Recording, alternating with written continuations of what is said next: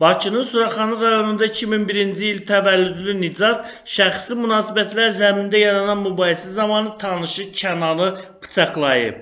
Demokrat Azın əldə etdiyi xəbərə görə hadisə 6 dekabr 2023-cü ildə saat 23 radələrində Suraxanı rayonu Hövsan qəsəbəsi Nar Bağları adlanan ərazidə baş verib. Nicat Kənanın bir müddət əvvəl münasibətlərdə olduğu Səidəyə TikTok sosial şəbəkəsində mesaj yazması səbəbindən sonuncunun təşəbbüsü ilə onunla aralarında şəxsi münasibətlər zəminində yaranmış münaqişə zamanı sonuncunun məlum olmayan beysbol çubuğu ilə qəsdən bir neçə dəfə Nicata zərbə vurub. Daha sonra Nicat hadisə yerinə gəldiyi avtomobilin salonunda saxladığı məlum olmayan bıçağı götürüb və həmin bıçaqla qəsdən bir neçə zərbə vuraraq Kənana xəsarətlər yetirib. Hadisəni törədən Nicatın barəsində Cinayət Məcəlləsinin 126.1 qəsdən sağlamlığa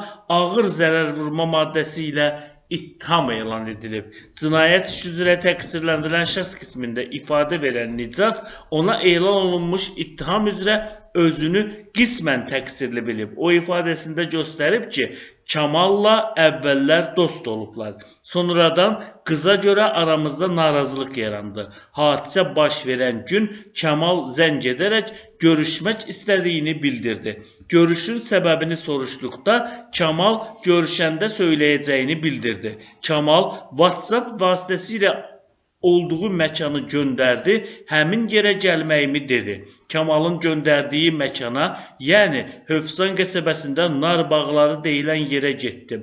Həmin yerə çatanda Kamalın məni gözlədiyini gördüm. Kamal yaxınlaşanda əlindəki beysbol taxtası ilə məni vurdu. Mən biraz arxaya çəkilsəm də Kamal yenidən üstümə gələrək məni yenidən əlində olan taxta ilə vurmağa davam etdi. Bundan sonra qaçıb avtomobildə olan bıçağı götürdüm və həmin bıçaqla Kamalı vurdum. Kamalı vurduqdan sonra sonuncu məndən aralaşdı, maşına minərək hadisə yerindən getdi. Bundan sonra mən də öz maşınıma minərək həmin yerdən uzaqlaşdım deyə o ifadəsində göstərib. Nicat qeyd edib ki, hadisədən əvvəl bir dəfə Kamalla görüşən zaman Kamalın ona qıza yazmamasını bildirib.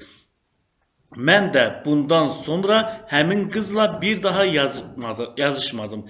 Mən özüm hərbi xidmətdə olmamışam, 2 saylı klinik psixiatriya xəstəxanasında qeydiyyatda olmuşam. İbtidai istinaq zamanı barəmdə psixiatrik və psixoloji ekspertizanın keçirilməyib, hadisə vaxtı özümü idarə bilmədiyimdən belə bir əməli törətmişəm deyə təqsirləndirilən şəxs ifadəsində göstərib. Bu cinayət işinə Bakı Ağır Cinayətlər Məhkəməsində baxılıb. Məhkəmənin hökmü ilə Nicat 3 il 1 ay 8 gün müddətdə azadlıqdan məhrum edilib. Ona təyin edilmiş cəzanı ümumi rejimli cəza çəkmə müəssisəsində çəkməsi müəyyən edilib. Hökmdən narazı qalan təqsirləndirilən şəxsin müdafiəçisi tərəfindən apellyasiya şikayəti verilib. Müdafiəçi müvəkkilinin barəsində daha yüngül cəzanın təyin olunmasını xahiş edib, həmçinin zərər çəkmiş şəxs də apellyasiya şikayəti verib.